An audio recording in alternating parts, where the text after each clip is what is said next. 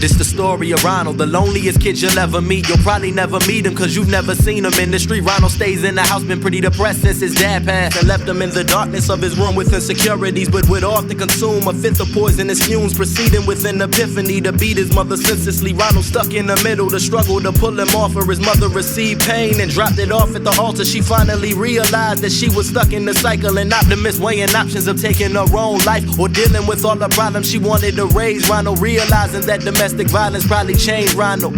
It's Monday afternoon, 3 p.m. to be exact. Was exiting the bus where he was bullied by his peers, entering the house and walking right into his fears. Seen blood drip from the top to the bottom stair. With a glare he sees his mother and releases a screech. He saw her veins split in half with a blade by her feet. Couldn't believe the scene that his eyes were forced to receive. Drops to his knees, God please let this all be a dream. But it wasn't, and paramedics start arriving to the residence. His father already riffing about the cost of the funeral, and now he's in the living room belligerent as usual. Ronald's a punching bag for his dad, who's leaving bruises. The victim and victimizer relationship is abusive. Ronald's only 13 with the deprivation of dreams. His father's an alcoholic who's more concerned with his liquor than he is his own seed. Go get me a beer, nigga. His father was complicated, he didn't believe in limits. A man of little conviction who's struggling with addiction and now become well conditioned from drinking with repetition. On a downward spiral, he loads the clip of his rifle, saying a prayer like he's searching for forgiveness. It's a futile attempt, the Lord refuses to forgive him for that lifetime of sin. And now you praying for repentance. All that alcohol dependence, he was physically dependent. Then he says a Hail Mary, kiss the crucifixion pendants, puts the barrel to his chin like this is the end, friends. Now Ronald's left all alone in a system of foster homes full of pedophilic predators, molested on the regular. Teachers don't understand why he hardly ever speaks, and his grades are getting worse as he academically plummets. Developed a speech impediment to pain, he's impervious. It's from his foster mother who's sneaking under his covers. Ronald doesn't understand cause he has yet to reach puberty, confused by perverted love he receives on the regular. He tries to fight the feeling, but she always gets the best of him. This bitch is taking his soul and now there ain't nothing left of him. Solitude in his room as he sits in the darkest corner. He's medicating his pain with strains of marijuana. Refused to talk to a pastor, he don't believe in religion. He said if God resides then my mother would still be living. Instead she left me in hell, the agony of this prison. No one understood that that was his defensive mechanism, not knowing that he wanted to push the pain that he was given. The direction of a person that's living without a purpose. He made it up in his mind that these motherfuckers deserve it. In a world where this child was abused and left deserted, he started studying killers such as John Wayne Gacy and those kids from Columbine. He saw them as masterminds, perfected the blueprint, and with the rifle Ronald's accurate. The same barrel his father uses, now his muse. He loads the clips then he cocks it as he throws it in the duffel. Smell of death, teen spirit, and a whole lot of trouble. He's bumping Marilyn Manson, you could probably feel the treble. Ronald never talks to God, conversations with the devil like please give me the strength to kill all of these motherfuckers. As he's walking into school with a fucking Mac 11, he's done with the disrespect, so he's aiming it at your neck,